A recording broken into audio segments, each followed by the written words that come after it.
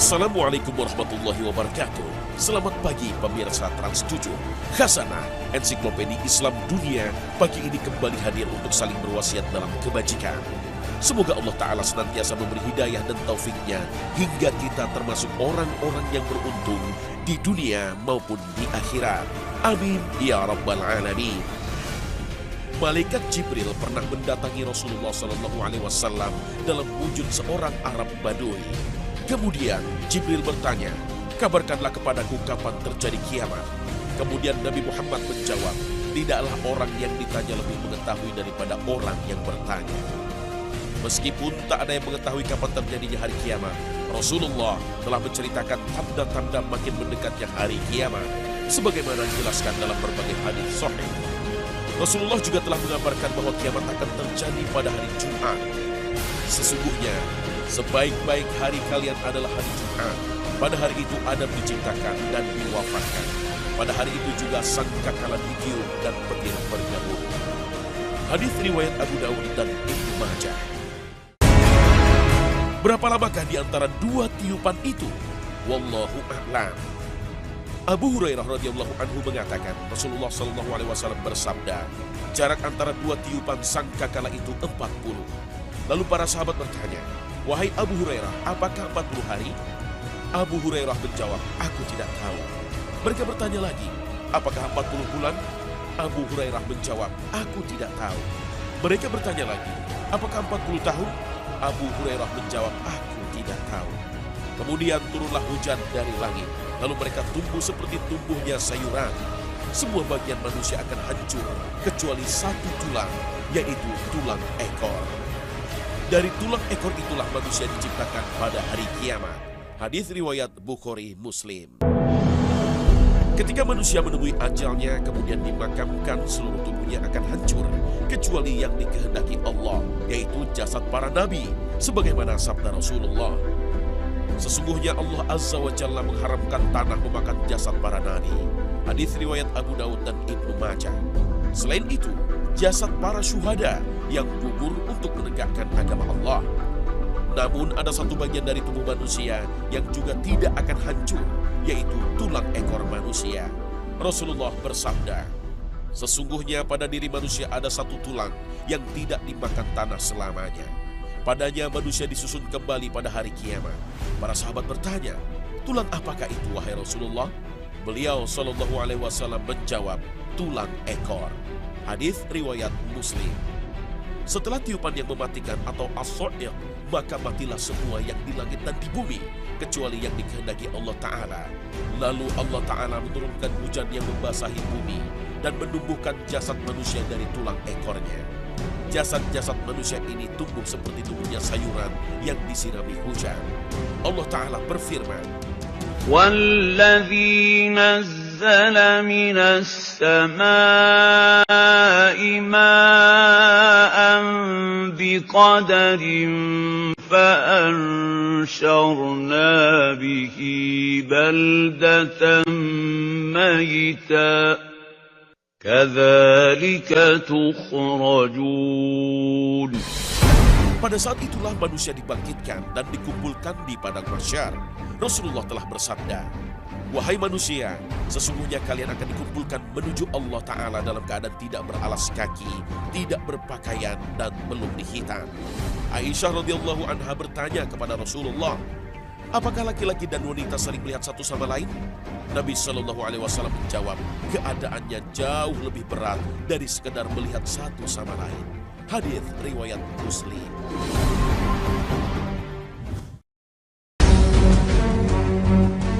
Pada hari akhir, manusia pertama yang dibangkitkan adalah Nabi Muhammad SAW. Rasulullah pernah bersabda, saya adalah pemimpin Bani Adam pada hari kiamat, orang yang pertama keluar dari kubur, orang pertama yang memberi syafaat, dan orang pertama yang diterima syafaatnya. Hadis riwayat Muslim. Hari itu disebut juga hari pengumpulan, karena pada hari itu seluruh makhluk Allah yang berada di 7 lapis langit dan bumi dikumpulkan untuk menghadapi hari pengadilan. Kekuasaan Allah meliputi seluruh ciptaannya. Bagaimanapun manusia hancur di ruang angkasa, terpendam di perut bumi atau dimakan hewan pemangsa, baik di daratan maupun di lautan, tak ada yang sulit bagi Allah. Mereka semua datang menghadapnya pada hari kiamat itu satu persatu. Al-Quran Surah Maryam ayat 93 hingga 95. Pada ayat lain Allah berfirman, "Kami kumpulkan mereka, tak seorang pun di antara mereka kami tinggalkan." Al-Quran Surah Al-Kahfi ayat 47. Keadaan manusia ketika dibangkitkan berbeda-beda sesuai dengan amal ibadahnya di dunia. Pada hari itu setiap manusia akan sibuk dengan urusan mereka masing-masing, sehingga anak tidak lagi mengenali kedua orang tuanya. Begitu pula sebaliknya. Mereka semuanya dikumpulkan di sebuah padang tak berbatas, bercampur baur dengan berpeluh keringat tanpa sehelai pedang penutup badan. Al-Quran telah mengisahkan peristiwa itu. Mereka berkata, "Aduh, celakanya kami. Siapakah yang membangkitkan kami dari tempat tidur kami, dari kubur kami?" Lalu dikatakan kepada mereka, "Inilah dia yang telah dijanjikan oleh Allah yang Maha Pemurah, dan benarlah berita yang disampaikan oleh Rasul-Rasul." Al-Quran Surah Yasin ayat 52. Percaya pada hari akhir merupakan salah satu inti keimanan. Tidak sah keimanan seseorang jika tidak mempercayai peristiwa gaib ini. Sama saja kita telah mendustakan firman Allah Ta'ala dan Rasul-Nya. Ketika manusia dibangkitkan, keadaannya sebagaimana ia matinya. Setiap hamba dibangkitkan menurut keadaan ia mati. Hadis riwayat Muslim. Hadis ini tidak dipahami seorang hamba dibangkitkan dalam keadaan pakaian berkafan atau sebagaimana orang yang matinya terbakar. Tapi yang dimaksud hadis ini, apakah pakaian yang dikenakannya adalah keimanan atau kekufuran?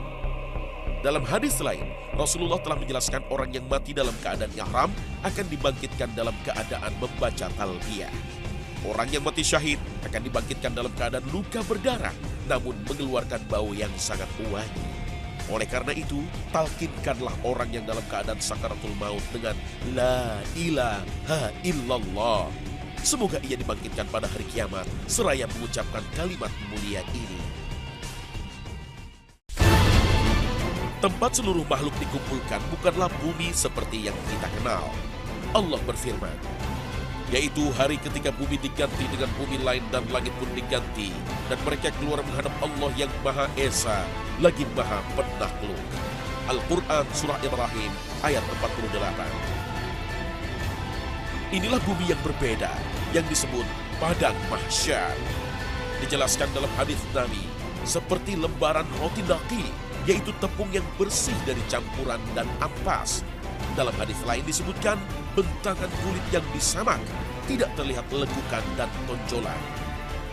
Pada hari itu, tak ada yang dibutuhkan oleh manusia kecuali pertolongan atau syafaat Nabi. Hari itu dinamakan juga Yaumul Tanad atau hari panggil memanggil, seperti dijelaskan dalam surat Al-Mu'min ayat 32. Semua orang yang berkumpul di mahsyar sebagian memanggil sebagian yang lain untuk meminta pertolongan. Pada hari itu, hari yang begitu panas hingga manusia menjadi bingung dan panik, sebagaimana diceritakan dalam surat Al-Qiyamah ayat 10 hingga 11. Pada hari itu, manusia berkata, "Kemana tempat lari?" Sekali-kali tidak ada tempat berlindung. Dalam sebuah hadis riwayat Bukhari Muslim, ada 7 golongan yang akan mendapatkan naungan dari Allah pada hari yang tiada naungan selain naungannya. Mereka adalah pemimpin yang adil, seorang remaja yang mengawali keremajaannya dengan beribadah kepada Allah, seorang laki-laki yang hatinya dipertautkan dengan masjid-masjid, 2 orang yang saling cinta mencintai karena Allah, yakni yang keduanya berkumpul dan berpisah karena Allah, seorang laki-laki yang ketika dirayu oleh wanita bangsawan lagi rupawan, lalu ia menjawab, "Sesungguhnya aku takut kepada Allah." Seorang yang mengeluarkan sedekah dan menyembunyikannya sampai tangan kirinya tidak mengetahui apa yang diperbuat oleh tangan kanannya itu. Dan yang terakhir, seorang yang berzikir kepada Allah di tempat yang sunyi sehingga kedua matanya mencucurkan air mata. Apakah termasuk dari salah satu golongan itu atau tidak sama sekali? Jika tidak, bersegeralah bertobat dan segeralah beramal soleh. sebelum ajal menjemput kita.